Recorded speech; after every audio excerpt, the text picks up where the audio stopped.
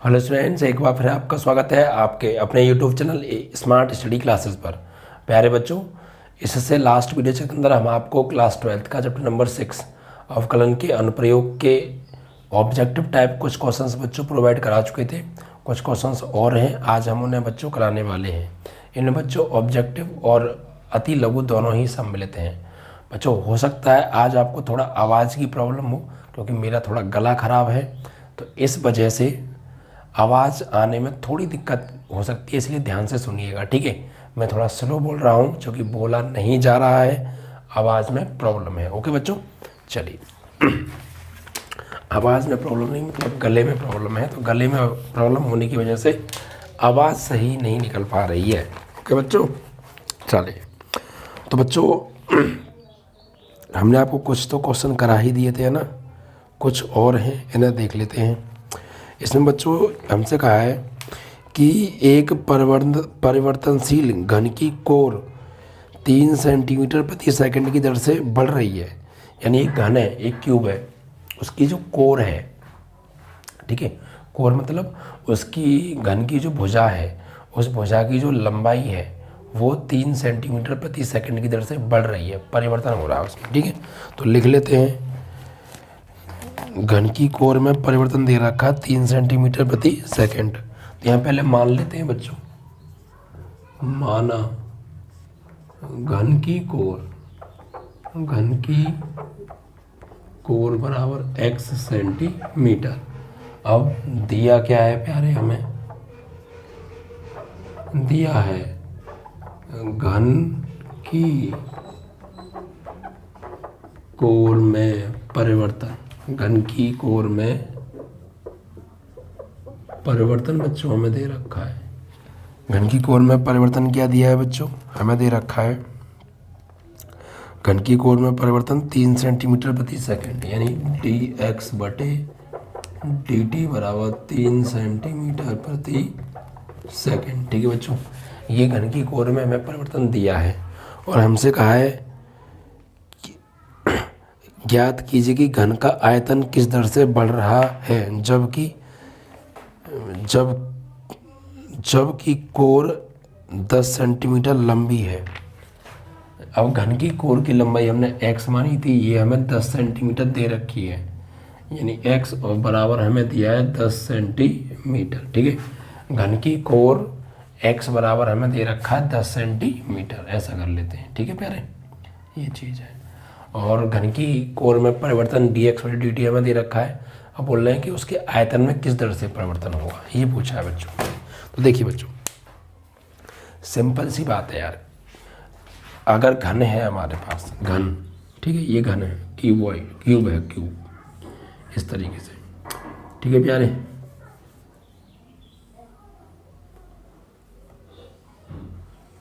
ये घन है, अगर इसकी घन की जो कोर है वो x है, मान लीजिए, लंबाई भी x, चौड़ाई भी x, ऊंचाई भी x, तीनों सेम होती हैं। तो अब जाहिर सी बात है कि अगर मैं इसकी कोर को बढ़ाऊंगा x से, इसको और बढ़ाऊंगा ऐसे ही, तो ये भी बढ़ेगी, ठीक है, फिर ये ऊंचाई भी बढ़ेगी, तीनों चीज़ें बढ़ेंगी क्योंकि तीनों सेम होती हैं। तो अगर मान लीजिए मैं घन की कोर में वृद्धि करूँगा तो जाहिर सी बात है फिर इसके आयतन में भी वृद्धि होगी। भाई घन अगर छोटी भुजा होगी घन की तो घन छोटा बनेगा, बड़ी भुजा कर देंगे घन की तो घन बड़ा बनेगा। तो कुल मिला के उसके आयतन में भी वृद्धि होगी, क्योंकि जब घन जो है बड़ा बनेगा तो उसका आयतन भी बढ़ेगा, जाहिर सी बात है, उसके अंदर का जो स्पेस है वो भी बढ़ेगा, ठीक है। तो घन की भुजा में अगर परिवर्तन हो रहा है, वृद्धि हो रही है, तो उसके आयतन में कितनी वृद्धि होगी और किस दर से होगी, ये पूछा है हमसे, ठीक है। तो देखिए कैसे करने वाले हैं, बहुत सिंपल प्रोसेस है। घन का आयतन बताइए क्या होता है प्यारे। तो हम जानते हैं घन का आयतन V बराबर होता है भुजा Q। तो V बराबर भुजा कितनी दे रखी है, x3।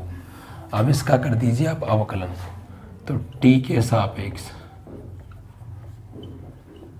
अवकलन करने पर, ठीक है, तो v का जब हम करेंगे तो dv ओवर dt बराबर x3 का हो जाएगा 3x² और दोबारा से dx ओवर dt। जो कि टी के सापेक्ष कर रहे हैं। एक्स के सापेक्ष करते तो एक्स का 1 होता, बट यहाँ पर टी के सापेक्ष कर रहे हैं तो पहले इसको अपने मन में टी माना, टी की पावर एन का एन टी की पावर एन माइनस 1, और फिर दोबारा से जब इसका करेंगे एक्स का तो एक्स के सापेक्ष डी एक्स बटे डी टी हो जाएगा। ठीक है, अब देखिए ये चीज़ हमें दे रखी है, घन की भुजा में परिवर्तन 3 सेंटीमीटर प्रति सेकेंड, तो dv ओवर dt बराबर 3 इंटू एक्स की जगह पर क्या लगाने वाले हैं, एक्स की जगह पर लगाएंगे 10 ऊपर से स्क्वायर और इंटू डी एक्स बटी डी टी की वैल्यू क्या है 3 सेंटीमीटर प्रति सेकेंड। तो इसको सॉल्व करेंगे 3 गुणा 10 का स्क्वायर 100 गुणा 3 सेंटीमीटर क्यूब प्रति सेकेंड हो जाएगा। तो भाई इसको गुणा करेंगे 3 3 9 9 का सम करेंगे 900 सेंटीमीटर क्यूब प्रति सेकेंड की दर से उसके आयतन में परिवर्तन होगा। अगर किसी घन की भुजा 1 सेकेंड में 3 सेंटीमीटर बढ़ रही है तो उसका आयतन 1 सेकेंड में 900 सेंटीमीटर क्यूब बढ़ेगा। कितना बढ़ेगा, 900 सेंटीमीटर क्यूब बढ़ेगा। क्लियर। तो घन की जो है और भुजा अगर उसकी 10 सेंटीमीटर हो, ये ध्यान रखिएगा, अगर उसकी भुजा 10 सेंटीमीटर की हो तो कॉन्सेप्ट मत भूलिएगा, परिवर्तन जो होता है भुजा में परिवर्तन है तो उसको लिखेंगे डी एक्स बटे डी टी, आयतन में परिवर्तन है तो लिखेंगे D V over D T, क्षेत्रफल में परिवर्तन है तो लिखेंगे डी ए बटे डी टी। तो ये सारी चीज़ें जब मैंने आपको चैप्टर कराया था तो बाकायदा विद कॉन्सेप्ट आपको सब चीज़ें बहुत डिटेल में समझाई थी बच्चों। ठीक है, तो ये सारी चीज़ें अब आप अच्छे से समझ पा रहे होंगे। चलिए, तो ये क्वेश्चन आपका बच्चों समाप्त हुआ। 900 घन सेंटीमीटर प्रति सेकंड की दर से उसमें परिवर्तन हो रहा है। ठीक है प्यारे, चलिए अगले प्रश्न को लेते हैं बच्चों। अगला प्रश्न क्या है,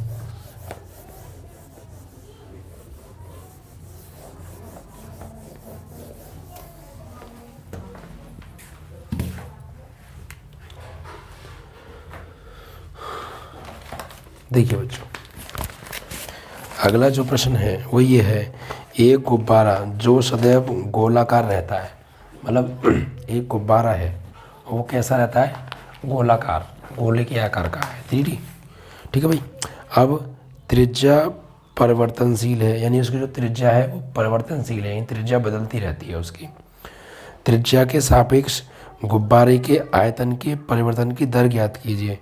त्रिज्या के सापेक्ष कर रहा है यहाँ पे काम, त्रिज्या के सापेक्ष गुब्बारे के आयतन में परिवर्तन की दर बताइए जबकि त्रिज्या उसकी 10 सेंटीमीटर है। ठीक है भाई, तो लिख लेते हैं यहाँ पर हम लिख लेते हैं गोलाकार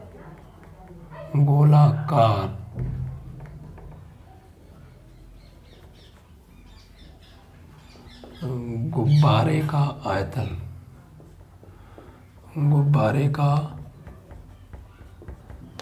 आयतन, गोलाकार गुब्बारे का आयतन कितना है प्यारे, सॉरी गोलाकार गुब्बारे की पहले वो मान लीजिए आपको त्रिज्या है ना, गोलाकार गुब्बारे की त्रिज्या हमें दी है, पहले त्रिज्या लिखिए आप, गोलाकार गुब्बारे की त्रिज्या आर बराबर 10 सेंटीमीटर है। ठीक है, और उसके बाद उसके त्रिज्या जो है परिवर्तनशील है, त्रिज्या के सापेक्ष आयतन में परिवर्तन बताना है। ठीक है, तो यहाँ पे लिखेंगे आर के सापेक्ष आयतन में परिवर्तन हमसे पूछा है, कितना होगा। ठीक है, यानी dv ओवर dr हमें निकालना है। तो यहाँ हम जानते हैं बच्चों गोले का आयतन क्या होता है, गोले का आयतन, या हम ये कह सकते हैं गोलाकार गुब्बारे का आयतन v बराबर भुजा क्यू 4/3 पाई आर क्यू। ठीक है, तो v है, v बराबर इसका आप जो है r के सापेक्ष अवकलन कर दीजिए, r के सापेक्ष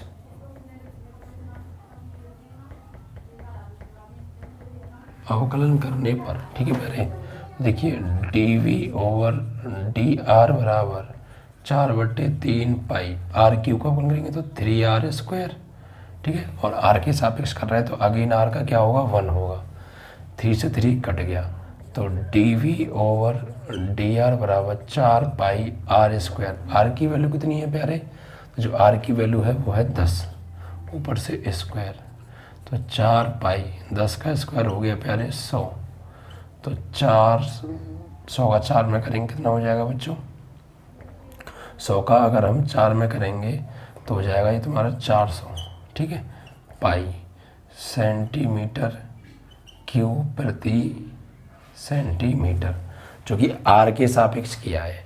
आर के सापेक्ष कर रहे हैं यानी तो फिर नीचे सेंटीमीटर आएगा, अगर टी के सापेक्ष करते तो नीचे सेकंड आता, ठीक है। आप चाहे तो इससे इसकी एक पावर काट भी सकते हैं या यहीं छोड़ दीजिए, कोई दिक्कत नहीं है। और आप पाई का मान लगाना चाहें तो लगा भी दीजिएगा, अदरवाइज़ कोई प्रॉब्लम नहीं है, ठीक है। ये आपका आंसर आ गया, तो बहुत सिंपल था यार, ठीक है। गुब्बारे की त्रिज्या आर बराबर 10 सेंटीमीटर दे रखी है, आयतन में परिवर्तन चाहिए वो भी त्रिज्या के सापेक्ष। ये मैंने यहाँ पे कि त्रिज्या के सापेक्ष कहा है, त्रिज्या के सापेक्ष का मतलब है कि आयतन त्रिज्या के सापेक्ष, उसका जो अवकलन है वो त्रिज्या के सापेक्ष करना पड़ेगा। अगर त्रिज्या के सापेक्ष नहीं कहा होता तो फिर हम समय के सापेक्ष करते, और उसके लिए फिर हमें त्रिज्या में परिवर्तन की दर की जरूरत भी पड़ती, ठीक है। लेकिन उसने कह दिया साफ साफ यहाँ पे कि त्रिज्या के सापेक्ष परिवर्तन निकालना है, तो फिर यहाँ पे त्रिज्या के सापेक्ष ही उसका अवकलन करेंगे, ठीक है, और आर की वैल्यू लगा देंगे, सॉल्यूशन करेंगे, हमारा आंसर आ जाएगा, ठीक है प्यारे। चलिए, तो इजी क्वेश्चन है, ऐसे ही क्वेश्चन बच्चों बोर्ड एग्जाम में हर बार बनते हैं, ठीक है, कुछ अलग से नहीं आते हैं, ऐसे ही क्वेश्चन पूछे जाते हैं प्यारे, ठीक है। बस डिपेंड करता है कि आप लोग पढ़ कितना रहे हैं, मेहनत नहीं कर रहे हैं, बस इतना देखिए, ठीक है।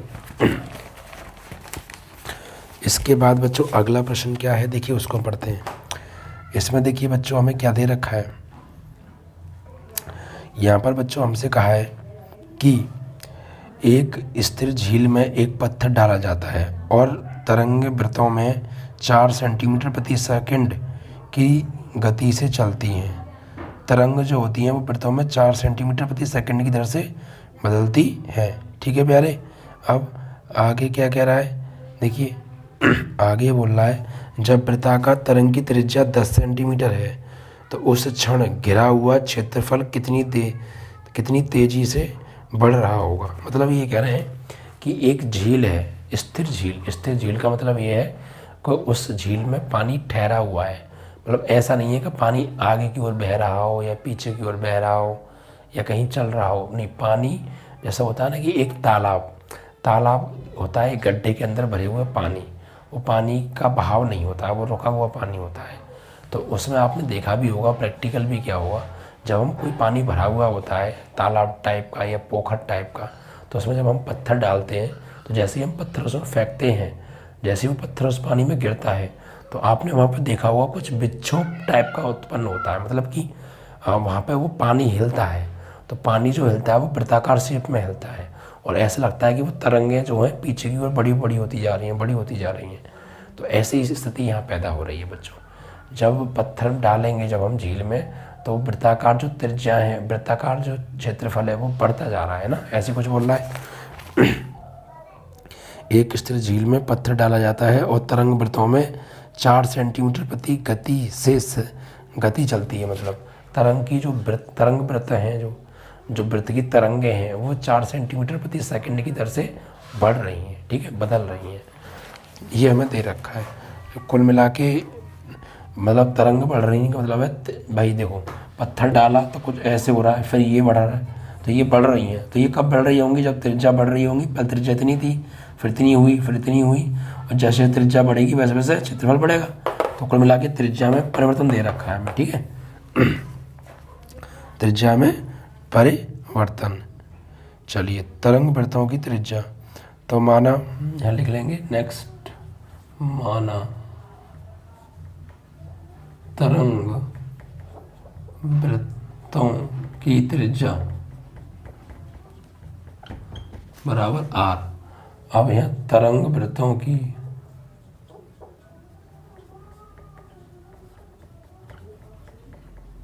त्रिज्या में परिवर्तन, तरंग वृत्तों की त्रिज्या में परिवर्तन हमें दे रखा है, यानी dr/dt। 4 सेंटीमीटर प्रति सेकंड। ठीक है प्यारे, ये हमें दे रखा है। आगे कह रहे हैं जब वृत्ताकार तरंग की त्रिज्या 10 सेंटीमीटर है, त्रिज्या हमें दे रखी है r बराबर 10 सेंटीमीटर। ठीक है, तो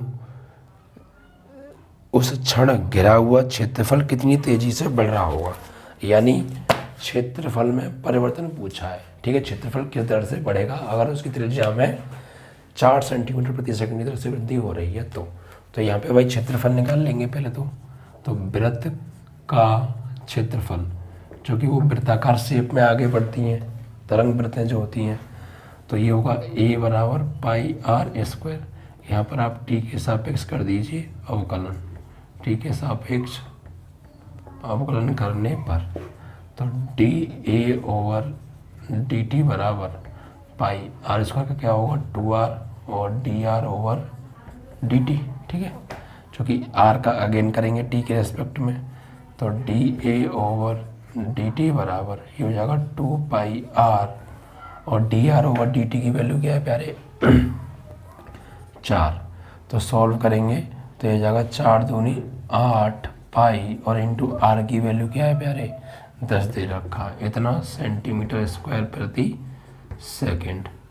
तो 8 ढाई 80 पाई सेंटीमीटर स्क्वायर प्रति सेकंड। ठीक है, आप चाहें तो पाई का मान लगा भी सकते हैं, मत लगाना, आपका आंसर आ गया। ठीक है, तो ऐसे आपको करना था। तो कोई ज़्यादा हार्ड क्वेश्चंस नहीं है, क्वेश्चंस बहुत सिंपल हैं, बस डिपेंड करता है कि आप लोग को कॉन्सेप्ट कितना क्लियर है, और कॉन्सेप्ट ही हम कराते हैं बच्चों क्लियर। कॉन्सेप्ट अगर आपने अच्छे से क्लियर कर लिया तो किसी भी टाइप का क्वेश्चन आ जाए आप सभी क्वेश्चंस को अच्छे से प्रिपेयर कर लेंगे। ठीक है प्यारे, एक भी क्वेश्चन बचने ही वाला नहीं है यार। चलिए आगे बढ़ते हैं और अगले प्रश्न को उठाते हैं। इसमें देखिए बच्चों कहा है वक्र इतने तथा इतने के लंब कोणीय प्रतिच्छेदन के लिए प्रतिबंध निकालना है। यानी दो वक्र दे रखे हैं, इनके लंब कोणीय प्रतिच्छेदन के लिए प्रतिबंध बताना। लंब कोणीय, लंब मतलब लंबवत वाली कंडीशन बनेगी एक तरीके से। तो वक्र दे रखे हैं, पहले ना लिख लेते हैं बच्चों। वक्र क्या है x square upon a square minus y square upon B square बराबर 1 एक, और दूसरा एक्स वाई बराबर सी स्क्वायर 2। ठीक है, लंब कोणीय प्रतिच्छेदन के लिए लंब कोणीय मतलब एक दूसरे पर लंब मतलब समकोण पर प्रतिच्छेदन करते हैं। लंब कोणीय प्रतिच्छेदन बोल दो या समकोण पर प्रतिच्छेद करते हैं या समकोण पर काटते हैं बोल दो, एक ही बात है। तो वो प्रतिबंध बताना है। तो भाई समकोण पर काटेंगे तो इनकी प्रवणता गुणनफल क्या होगा -1 होगा। तो हम पहले इनकी प्रवणता निकालेंगे। पहले क्या निकालेंगे प्रवणता। तो पहले इसकी प्रवणता निकालो। समीकरण एक का x के सापेक्ष अवकलन करने पर, ठीक है, तो x का क्या होगा 2x अपॉन ए स्क्वायर और माइनस वाई स्क्वायर का 2y अपॉन बी स्क्वायर और y का दोबारा dy ओवर dx बराबर 0। इसको राइट में ले जाओ तो dy over dx into 2y upon B square बराबर में क्या बचा 2x अपॉन ए स्क्वायर, 2 से 2 कट गया तो dy ओवर dx बराबर ये हो जाएगा, इसको आप इधर भेजिए, इसको आप डिवाइड में भेजिए, ठीक है। तो ये हो जाएगा b square upon a square into x upon y, ये आ गई इसकी प्रवणता मान लीजिए m1, ठीक है। ऐसी समीकरण 2 की आप प्रवणता निकालिए। समीकरण 2 का x के सापेक्ष अवकलन करने पर, तो यहाँ पे देखिए फर्स्ट सेकंड रूल अप्लाई हो रहा है, तो ये फर्स्ट और ये सेकंड, पहले को छोड़ा दूसरे का dy over dx plus y को छोड़ा x का 1, ठीक है, इज इक्वल टू कॉन्स्टेंट का 0 तो x dy ओवर dx, ठीक है, बराबर माइनस के y, तो dy ओवर dx बराबर माइनस के y अपॉन x हो गया, ठीक है। ये आ गई आपकी m2। अब हमसे पूछा समकोण के लिए प्रतिबंध निकालना है, तो m1 into m2 is equal to -1। तो m1 की वैल्यू क्या है प्यारे, b² into x upon Y into m2 की value -k y upon x बराबर -1। तो इससे ये कट गया, इससे ये कट गया, माइनस से माइनस कट गया। तो b² अपॉन a² बराबर 1। तो b² अपॉन a² बराबर, क्रॉस मल्टीप्लाई कर दीजिए, b² इधर जाएगा तो बराबर a², या इसको इधर ले जाओ तो a² माइनस b² बराबर 0 भी हम कह सकते हैं। ठीक है, ये है प्रतिबंध। तो इन दोनों को समकोण के लिए प्रतिबंध क्या होगा, a² माइनस b² बराबर 0, या a² बराबर b² भी आप कह सकते हैं। ठीक है, चलिए तो ये क्वेश्चन भी आपका कंप्लीट हुआ। ठीक है, आई होप कि आपको अच्छे से क्लियर हो गया होगा। अगले सवाल में देखिए क्या कहा है, अगले सवाल को देख लेते हैं बच्चों। इम्पोर्टेंट क्वेश्चन है, ये सारे क्वेश्चन बच्चों वो हैं जो बोर्ड एग्जाम में हर बार आए हैं। एक भी क्वेश्चन ऐसा नहीं है जो बोर्ड एग्जाम में आपका ना आया हो, सभी प्रश्न बोर्ड एग्जाम में आए हुए हैं बच्चों ये। ठीक है, अगले प्रश्न को उठा लेते हैं बच्चों। अगले प्रश्न में देखिए क्या कहा है हमसे। अगले प्रश्न में कहा है कि प्रवणता 2 वाली, इन 2 प्रवणता दे रखी है, सभी रेखाओं के समीकरण ज्ञात कीजिए जो वक्र इतने को स्पर्श कर रहे हैं। यानी वो सभी रेखाओं के समीकरण बताओ जो इस वक्र को स्पर्श कर रही हैं और उनकी प्रवणता 2 है। ठीक है, तो प्रवणता दे रखी है वो लिख लेते हैं यहाँ पे हम। प्रवणता कितनी है प्यारे, 2। वक्र क्या दे रखा है प्यारे, y+2 अपॉन x-3 बराबर 0 को स्पर्श करते हैं। ठीक है, तो सबसे पहले क्या करेंगे, एक प्रवणता तो हमें दे रखी है, एक प्रवणता इसकी हम निकाल लेते हैं पहले। ठीक है, तो वो कैसे निकालेंगे, इसका अवकलन करके। इसे आप क्वेश्चन नंबर 1 दे दीजिए नाम। तो समीकरण 1 का x के सापेक्ष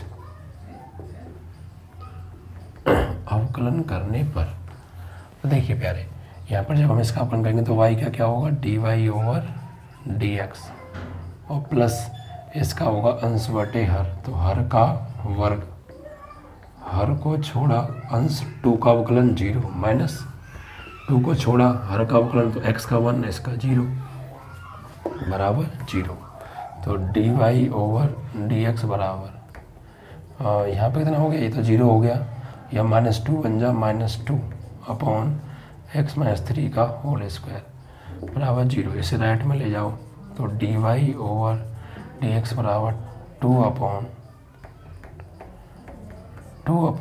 x-3 का होल स्क्वायर। ठीक है प्यारे, ये हो गया।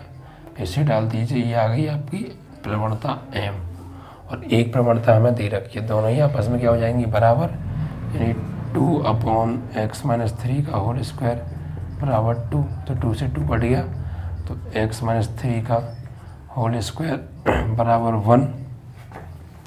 तो फॉर्मूला यहाँ से आप ओपन करो, ठीक है, या इसको उधर भेज दो। तो x-3 बराबर √1, तो x-3 बराबर क्या हो जाएगा, +-1। तो x-3 बराबर +1 ले लो एक बार, तो x बराबर 4, और -1 लेंगे तो x बराबर आ जाएगा यहाँ से 2। तो x के 2 मान आ रहे हैं। अब इन दोनों को उठा के यहाँ लगा दो, y के मान निकाल लो। ठीक है, तो y+2 अपॉन x की जगह क्या लगाएंगे, पहले एक बार 4 - 3 बराबर 0, तो y+2 अपॉन 1 बराबर 0, तो y बराबर -2। ठीक है, एक बार जब ये वाला लगाएंगे तो y+2 अपॉन 2 - 3 बराबर 0, तो y+2 अपॉन -1 बराबर 0, तो y बराबर आ जाएगा 2। तो बिंदु क्या आ गए प्यारे, x की वैल्यू 4, तो y की वैल्यू -2, और x की वैल्यू 2, तो y की वैल्यू +2। ठीक है, ये कंडीशन यहाँ पे बनी आपकी। अब हमें इससे पूछा स्पर्श रेखा के समीकरण, है ना, ये तो पूछा है, समीकरण बताओ। प्रवणता 2 वाली सभी रेखाओं के समीकरण बताना। तो देखिए रेखा का समीकरण क्या होगा, रेखा का समीकरण y-y1 = mx - x1। तो बिंदु कौन से यूज कर लेंगे, एक बार तो ये वाले बिंदु यूज कर रहे हैं, जब बिंदु क्या हो 4, -2 हो, तो ये x1 और ये y1, तो y माइनस y1 की वैल्यू -2 और m की वैल्यू 2 है, x माइनस x1 की वैल्यू 4 है, तो y प्लस 2 बराबर 2x माइनस 8, तो y प्लस 2 ऐसा करो दोनों को इधर ले जाओ, 2x minus Y minus 8 minus 2 बराबर 0, तो 2x माइनस वाई माइनस 10 बराबर 0। ठीक है, ये आ गया रेखा का समीकरण। अब एक बार ये वाले बिंदु यूज करेंगे। जब बिंदु क्या हो प्यारे 2, 2, तो ये x और ये y x1 y1 और y minus y1 is equal to M X minus x1, तो y माइनस y1 की value 2 is equal to m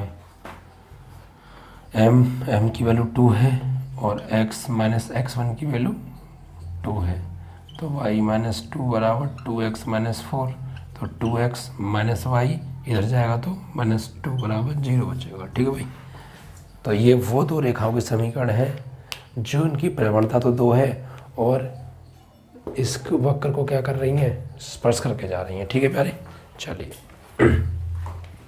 तो ये क्वेश्चन भी बच्चों आपका समाप्त हुआ। आई होप कि आपको बातें समझ में आ रही होंगी। देखिए सारी चीज़ें बहुत डिटेल के साथ हम करा चुके हैं आपको।